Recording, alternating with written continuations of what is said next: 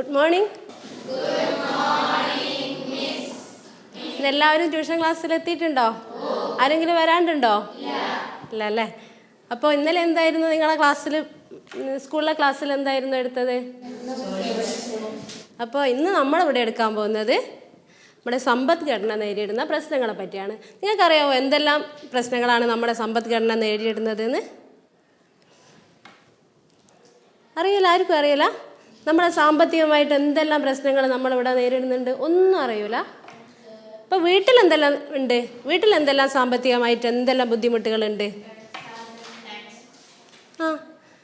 വീട്ടിൽ ഇല്ലേ? വീട്ടിൽ നമ്മൾ അച്ഛനൊക്കെ ജോലിക്ക് പോകുമോ അങ്ങനെയൊക്കെ ചെയ്തിട്ട് പലവിധ സാമ്പത്തിക ഇതുണ്ട് അല്ലേ? നമ്മൾ എന്തെങ്കിലും ഒരു കാര്യം ചോദിക്കുകയാണെങ്കിൽ നമ്മുടെ അച്ഛൻ പറയും, അയ്യോ ഇന്ന് അത് ചെയ്യാൻ പറ്റില്ല, അല്ലെങ്കിൽ ടൂറിനൊക്കെ പോകണമെന്ന് പറയുമ്പോൾ അത്ര ക്യാഷ് എടുത്ത് നമുക്ക് പോകാൻ പറ്റില്ല എന്നൊക്കെ പറയല്ലേ.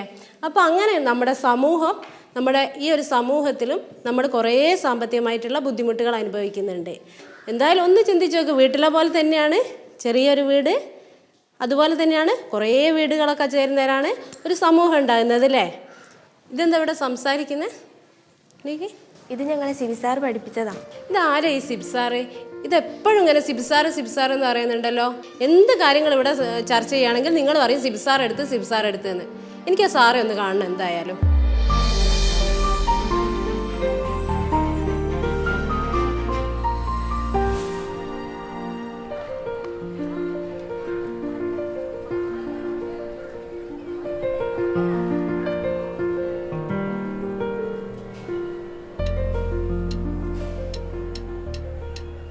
കണ്ണും കാത്തിരുന്നു മണ്ണിലൊരു പൈതലിതാ, കാതോടു കാതോരം കേട്ടിരുന്നു ദൈവപുത്രൻ പിറക്കുമെന്ന്. കണ്ണും കാത്തിരുന്നു മണ്ണിലൊരു പൈതലിതാ, കാതോടു കാതോരം കേട്ടിരുന്നു ദൈവപുത്രൻ പിറക്കുമെന്ന്. ആകാശവീതി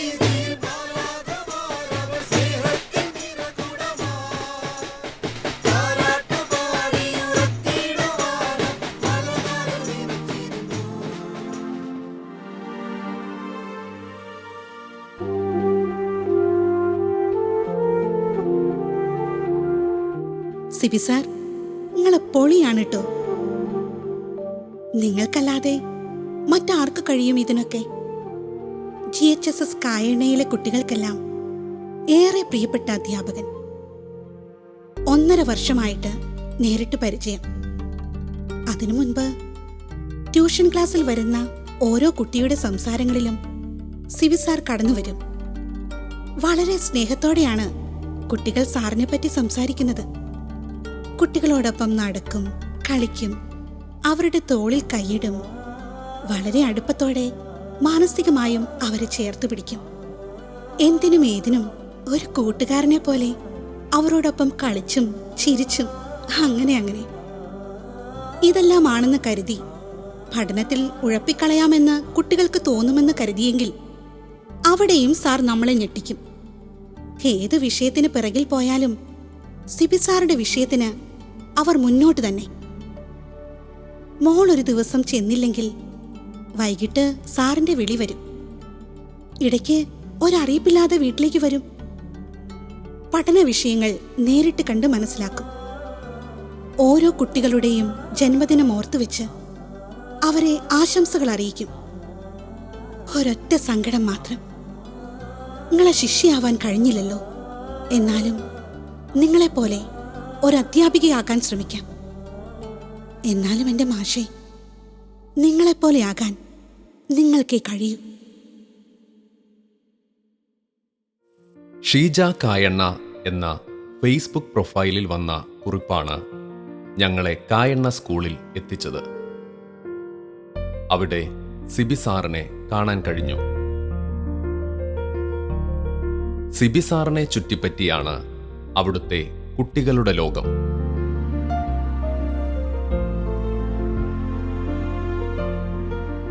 മറ്റുള്ള അധ്യാപകർ സിബിസാറിനൊപ്പം ചേർന്ന് നിൽക്കുമ്പോൾ ആ സ്കൂൾ സ്നേഹത്തിൻ്റെ, ശിക്ഷണത്തിൻ്റെ, പഠനത്തിൻ്റെ പുതിയൊരു ലോകം കുട്ടികൾക്കായി തുറന്നു കൊടുക്കുന്നു.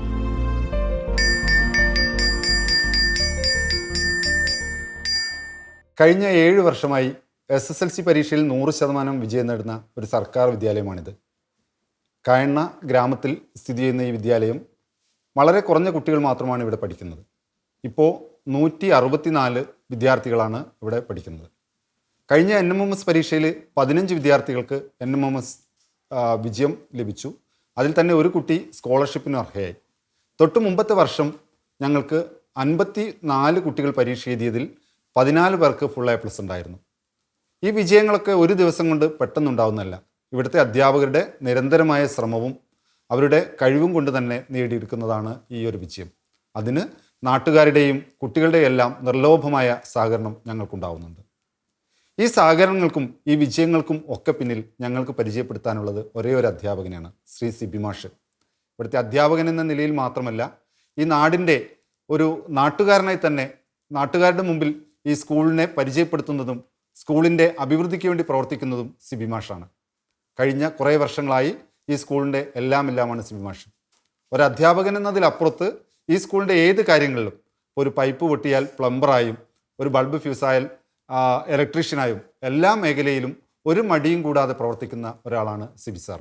ഒരു അധ്യാപകൻ എങ്ങനെയായിരിക്കണമെന്ന് സിബി സാർ ഞങ്ങൾക്കൊക്കെ കാണിച്ചു തരുന്നുണ്ട്.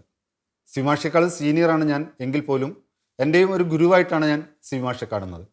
കുട്ടികളുമായുള്ള പെരുമാറ്റത്തിൽ, രക്ഷിതാക്കളുമായിട്ടുള്ള ബന്ധത്തിൽ എല്ലാം ഒരു മാതൃക തന്നെയാണ് സിബി മാഷ്. കഴിഞ്ഞ ദിവസം കുട്ടികളോടൊത്ത് ഡാൻസ് ചെയ്ത് സിബി മാഷ് ആ വീഡിയോ നെറ്റിൽ ആരോ അപ്ലോഡ് ചെയ്തു. വളരെ വൈറലായ ഒരു വീഡിയോ ആയിരുന്നു അത്. എന്തായാലും ഈ സ്ഥാപനത്തിൽ ഞങ്ങൾക്കെല്ലാവർക്കും അടിയുറച്ച് വിശ്വസിക്കാവുന്ന ഒരു നല്ല അധ്യാപകൻ, ഒരു നല്ല മനുഷ്യസ്നേഹി, ഒരു നല്ല മനുഷ്യൻ, അതാണ് സിബി മാഷ്. നല്ല അധ്യാപകൻ എന്നാൽ ആര് എന്ന ചോദ്യത്തിന് പല ഉത്തരങ്ങളും നൽകുന്നതാണ് നമ്മുടെ ലോകം. മാതാപിതാ ഗുരുദൈവം എന്ന നമ്മുടെ സംസ്കാരം ഉയർത്തിപ്പിടിക്കാൻ സാധിക്കുമ്പോൾ പുതിയ നല്ലൊരു തലമുറ രൂപം കൊള്ളുന്നു. എൻ്റെ പേര് ജിഷ. 9 മാസമായി ജൻഗി ഹോട്ടലിൽ വർക്ക് ചെയ്യുന്നു. ഈ സ്കൂളിലെ സിബി മാഷ 10 വർഷത്തിന് മേലെയായിട്ട് പരിചയമുണ്ട്. നല്ല മാഷാണ്. എല്ലാ കാര്യത്തിലും കുട്ടികൾക്കൊപ്പായാലും രക്ഷിതാക്കൾക്കൊപ്പായാലും മാഷ് ഉണ്ടാകാറുണ്ട്. കുട്ടികൾക്കെല്ലാവർക്കും പ്രിയങ്കരനാണ് മാഷ്. എൻ്റെ മോളെയും മോനെയും പഠിപ്പിച്ചതാണ്. വീടുകളിലായാലും മാഷ് വന്ന്, കൊറോണ സമയത്തൊക്കെ വീടുകളിലൊക്കെ വന്ന് കുട്ടികളെ പഠന കാര്യങ്ങളെപ്പറ്റി ശ്രദ്ധിക്കുകയും ഫോണിലാൽ ഏത് സമയത്തും നമുക്ക് എന്ത് സംശയം ഉണ്ടെങ്കിലും മാഷോട് ചോദിക്കുക. Okay. What was the only thought in the mind of Rosa Parks when she left the workplace? What was the only thought? She wanted to get a seat. ഒരു അധ്യാപകന്റെ മുൻപിലിരിക്കുന്ന വിദ്യാർത്ഥികൾ ഒരു കുടുംബത്തിൻ്റെ, ഒരു നാടിൻ്റെ, ഒരു രാജ്യത്തിൻ്റെ ഭാവി വാഗ്ദാനങ്ങളാണ്. പഠന കാലഘട്ടത്തിൽ ഒരു വിദ്യാർത്ഥിയെ നയിക്കുന്ന വഴികളാണ് അവരുടെ ഭാവി തീരുമാനിക്കുന്നത്. അതിൽ അധ്യാപകരുടെ പങ്ക് വളരെ പ്രധാനപ്പെട്ടതാണ്. തൻ്റെ മുൻപിലെത്തുന്ന വിദ്യാർത്ഥികൾ സിബി സാറിന് സ്വന്തം മക്കളാണ്. ഒരു അധ്യാപകൻ എന്നതിലുപരി അവരുടെ എല്ലാ കാര്യങ്ങളിലും സിബി സാറിൻ്റെ മേൽനോട്ടം ഉണ്ടാകും. അതുകൊണ്ട് തന്നെ വിദ്യാർത്ഥികൾക്ക് സിബി സാർ ഒരു അധ്യാപകൻ മാത്രമല്ല, അവർക്ക് ചേർത്ത് പിടിക്കാൻ പറ്റുന്ന ഒരു നല്ല കൂട്ടുകാരൻ കൂടിയാണ്. എൻ്റെ പേര് പ്രാർത്ഥന എന്നാണ്. ഞാനിവിടെ 10ാം ക്ലാസ്സിൽ പഠിക്കുന്നു. എനിക്ക് 8ാം ക്ലാസ് തൊട്ട് സിബി സാറ് പരിചയമുണ്ട്. സാർ എങ്ങനെയാണെന്ന് വെച്ചാൽ ഈ സ്കൂളിലത്തെ എല്ലാ കാര്യങ്ങളിലും ഫുൾ ആക്റ്റീവായിട്ട് നിൽക്കുന്ന ഒരാളാണ്. സാറിന് എല്ലാ കുട്ടികൾക്കും ഭയങ്കര ഇഷ്ടമാണ്. സാർ എല്ലാ കുട്ടികളോടും ഒരു വേർതിരിവില്ലാതെ എല്ലാവരും ഒരേപോലെ സ്നേഹിക്കുന്നുണ്ട്. സാറ് ക്ലാസ്സിൽ ഒരു ടെൻഷനും ബോറടിയും ഇല്ലാതെ നമുക്ക് ക്ലാസ് കേട്ടോണ്ടിരുന്ന് പോവാം. പിന്നെ സാർ എടുക്കുന്നത് നല്ലോണം മനസ്സിലാവും. പിന്നെ സിബി സാർ സൂപ്പറാണ്.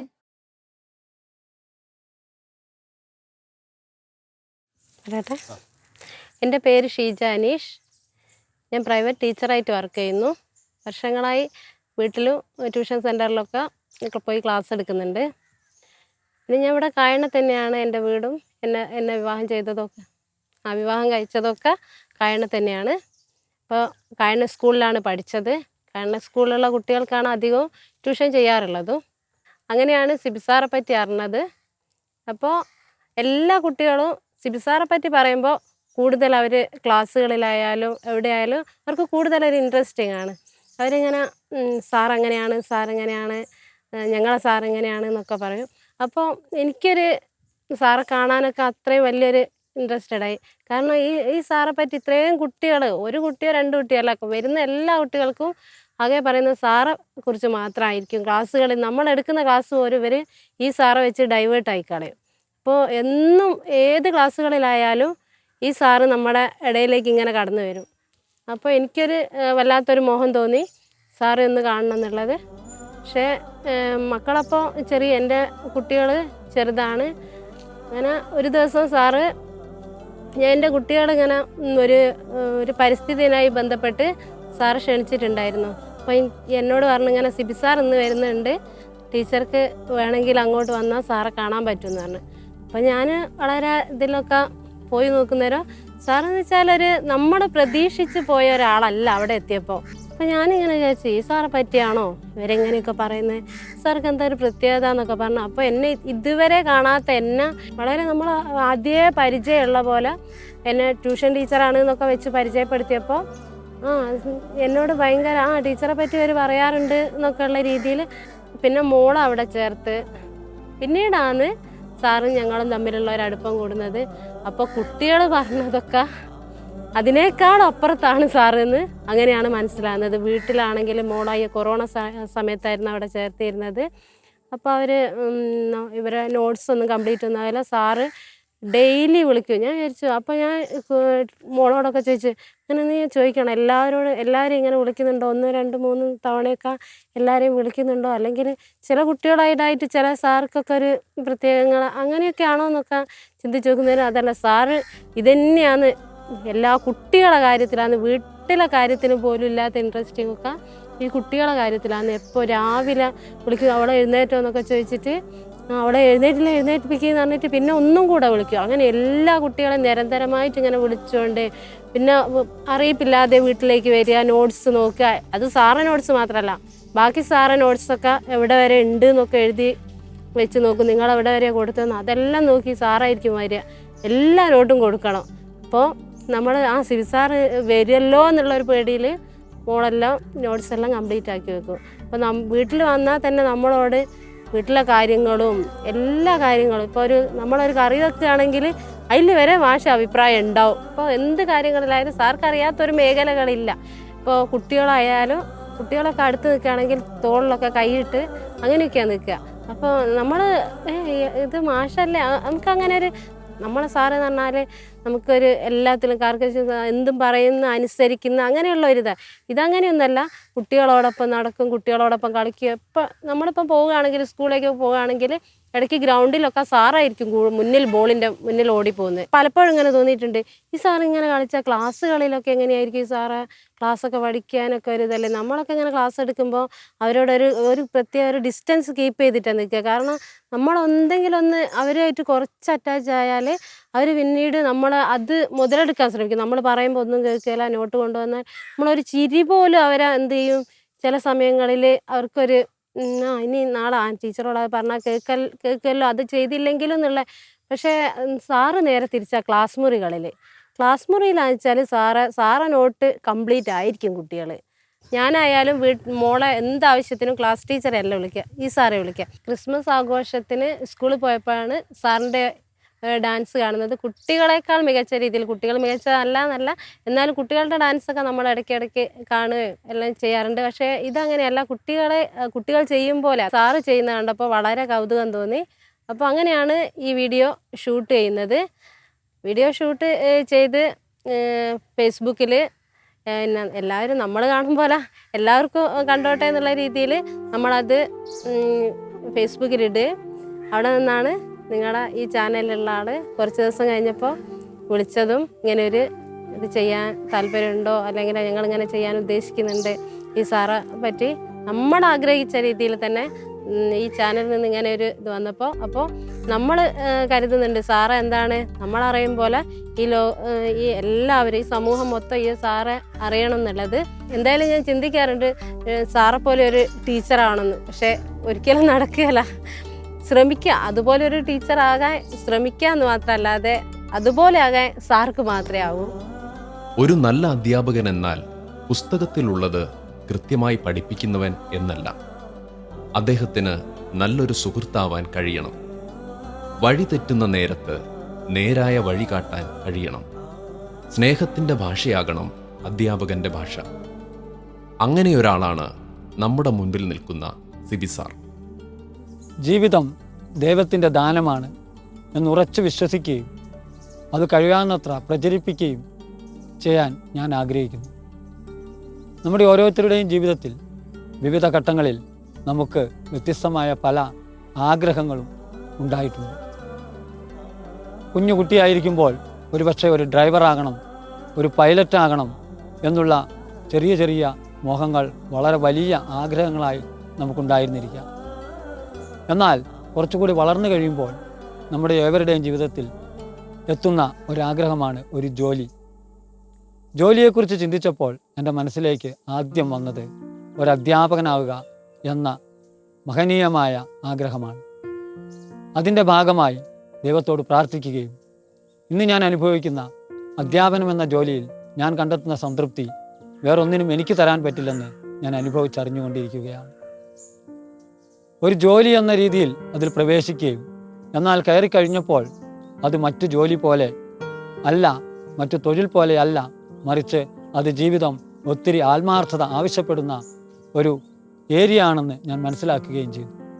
ആത്മാർത്ഥതയില്ലാതെ പ്രവർത്തിക്കാൻ പറ്റാത്ത ഒരു സ്ഥലമാണ് സ്കൂൾ അഥവാ അധ്യാപനം.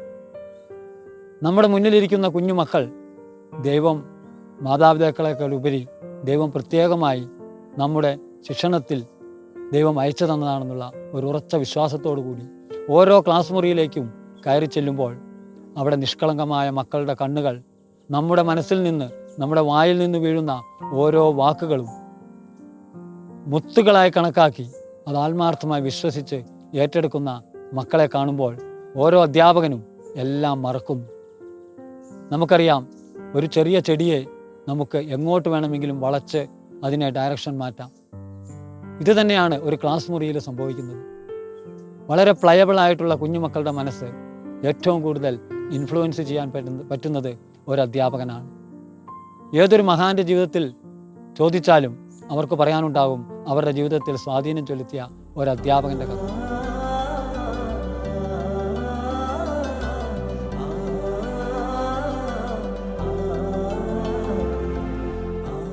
ഗുരു എന്ന വാക്കിനർത്ഥം അന്ധകാരം അകറ്റുന്നവനെന്നാണ്. ലോകം കണ്ട ഏറ്റവും മഹാനായ അധ്യാപകൻ തീർച്ചയായും യേശുക്രിസ്തു തന്നെയാണ്. തൻ്റെ പ്രബോധനങ്ങൾ, തൻ്റെ പ്രസംഗം കേൾക്കാൻ തടിച്ചുകൂടിയ ജനാവലിയെ പ്രബോധനങ്ങളിലൂടെ ഉദ്ബോധിപ്പിക്കുക മാത്രമല്ല, അവരുടെ വിശപ്പും അവരുടെ ദാഹവും അവരുടെ അസുഖങ്ങളും അവരുടെ മനോസ്ഥിതിയും മനസ്സിലാക്കി അവർക്ക് വേണ്ടത് വേണ്ട സമയത്ത് നൽകിയ ഒരു മഹാനായ ഗുരുവായിരുന്നു യേശുക്രിസ്തു. സ്നേഹവും അനുകമ്പയും അദ്ദേഹത്തിൻ്റെ ശിക്ഷണത്തിൻ്റെ അടിസ്ഥാനമായ തത്വങ്ങളായിരുന്നു. അധ്യാപനം എന്ന കാര്യം ഓർക്കുമ്പോൾ തന്നെ എൻ്റെ മനസ്സിലേക്ക് വരുന്നത് വിശുദ്ധ ഡോൺ ബോസ്കോയുടെ വാക്കുകളാണ്. ഒരു കുട്ടിയെ സ്നേഹിക്കാതെ, സ്നേഹിക്കുന്നുണ്ടെങ്കിലും അവനത് അറിയാതെയാണ് ആ സ്നേഹമെങ്കിൽ ആ കുട്ടി നന്നാവുക അസാധ്യമാണ്. തന്നെ സ്നേഹിക്കുന്നുണ്ട് എന്ന് കുട്ടി അറിയുകയാണെങ്കിൽ അവന് നൽകുന്ന ഏതൊരു ശിക്ഷണവും അവനെ ഒരു വിശുദ്ധനാക്കി തീർക്കും. ഏതൊരു പാപിയെയും വിശുദ്ധനാക്കാനുള്ള മാജിക് പവർ ഒരു അധ്യാപകനുണ്ട്. ഒരു right word at the right time in the right year that makes a man a saint. നമ്മുടെ ക്ലാസ് മുറികളിൽ നമ്മെ ശ്രവിച്ചിരിക്കുന്ന ഓരോ കുഞ്ഞുമക്കളും വിശുദ്ധരാണ്. അവരെ വിശുദ്ധിയിലേക്ക് വീണ്ടും വീണ്ടും ഉയർത്തിക്കൊണ്ടുവരേണ്ടത് ഒരു അധ്യാപകൻ്റെ കടമയാണ്. എങ്ങനെ നമുക്കത് നേടാം? ഒരു കുട്ടിയെ മനസ്സിലാക്കുക മാത്രമാണ്. അറിവ് പറഞ്ഞു കൊടുക്കൽ, കണക്ക് പഠിപ്പിക്കൽ, ഇംഗ്ലീഷ് പഠിപ്പിക്കൽ ആർക്കുമാകാം. പക്ഷേ സ്നേഹത്തോടു കൂടി നന്മയിൽ ചാലിച്ച് മാനുഷിക മൂല്യങ്ങൾ ഊന്നിക്കൊണ്ട് ഏതൊരു പാഠവും കുട്ടികളിലേക്ക് കൈമാറ്റം ചെയ്യപ്പെടാൻ പറ്റുമെങ്കിൽ ആ അധ്യാപകൻ തീർച്ചയായും ദൈവത്തിൻ്റെ മുന്നിൽ ഒരു വിശുദ്ധനായി മാറും. അങ്ങനെ വിശുദ്ധനായി മാറുന്ന അധ്യാപകൻ്റെ മക്കൾ തീർച്ചയായും വിശുദ്ധിയുടെ പാതയിൽ തന്നെയായിരിക്കും.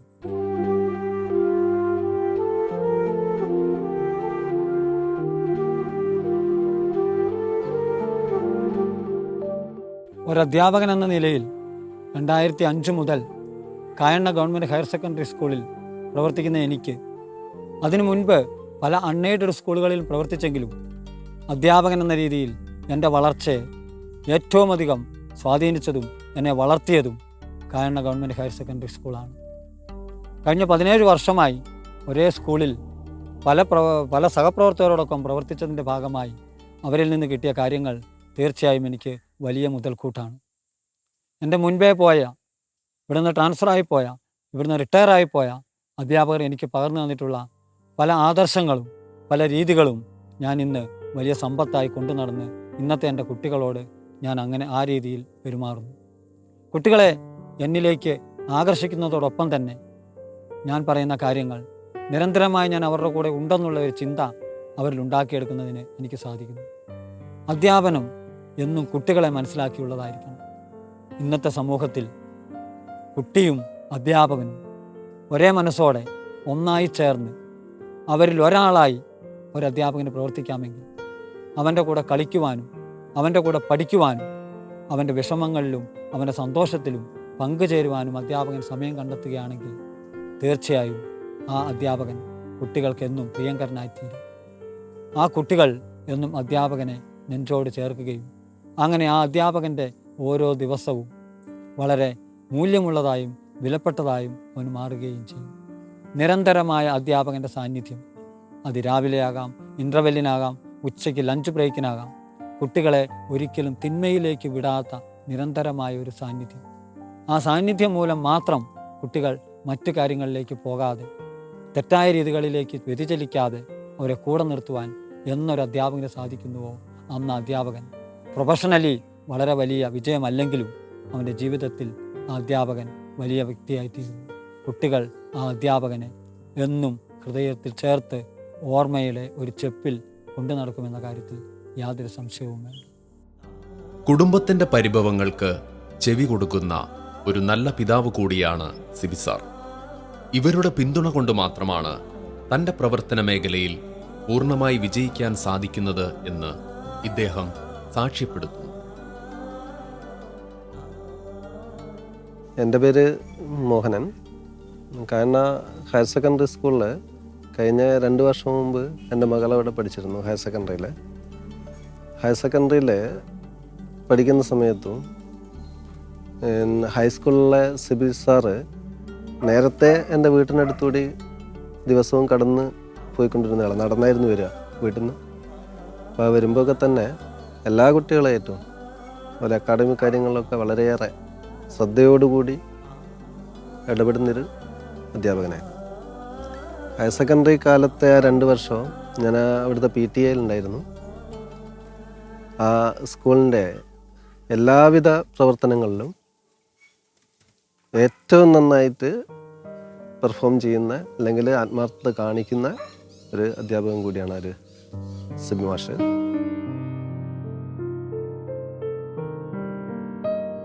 ഗുരുശിഷ്യ ബന്ധത്തിൻ്റെ മൂല്യം തിരിച്ചറിഞ്ഞ് ജീവിക്കുന്ന വിദ്യാർത്ഥികളും അധ്യാപകരുമാണ് ഈ രാജ്യത്തിൻ്റെ, നമ്മുടെ സംസ്കാരത്തിൻ്റെ കാവലാളുകൾ. എല്ലാ അർത്ഥത്തിലും സിബി സാർ നമുക്ക് മുൻപിൽ ഒരു മാതൃകയാണ്. താൻ ഏറ്റെടുത്ത ദൗത്യത്തിൻ്റെ മൂല്യം തിരിച്ചറിഞ്ഞ് ഓരോ വിദ്യാർത്ഥിയുടെയും രക്ഷിതാക്കളുടെയും ഹൃദയം കീഴടക്കി അദ്ദേഹം യാത്ര തുടരുകയാണ്.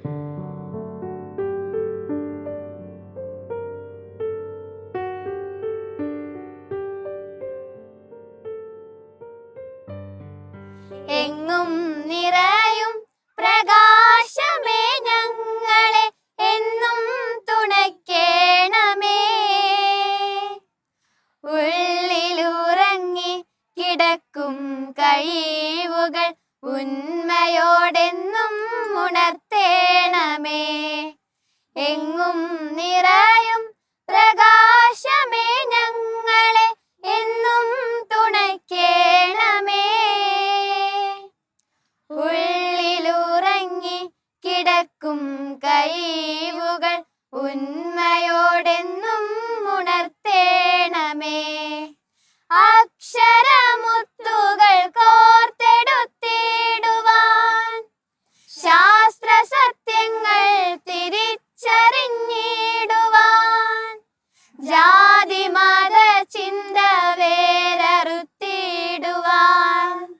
ജീവിത നന്മകൾ കൈവരിക്കാൻ.